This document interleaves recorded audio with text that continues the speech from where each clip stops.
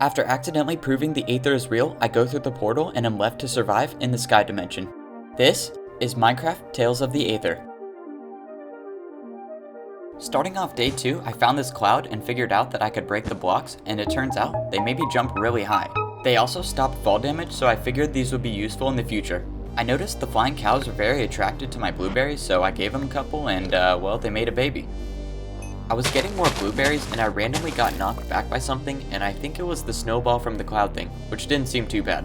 But now at least I know what they do.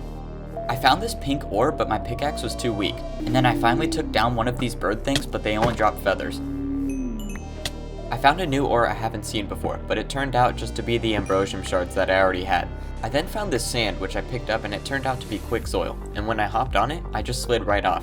This would be a problem in the future, and you'll see why.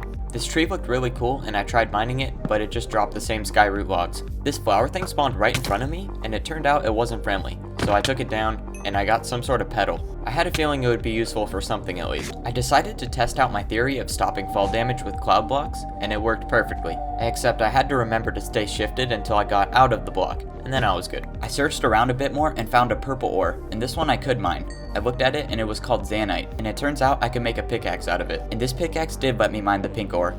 I picked it up and this ore turned out to be called gravitite. I mined a lot more of it to see what I could make with it. But I didn't have anything to smelt the ores with, so right now it was pretty much useless.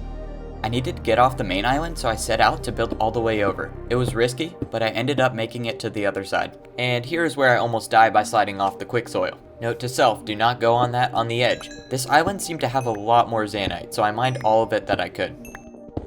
I found more zanite, and it turns out you could make a chestplate and weapons out of it. When I was exploring, I saw an island that looked like it had some sort of structure on it, but when I looked closer it was just trees, but they looked different. And then after that I came really close to dying, but overall I'm looking good going into day 3.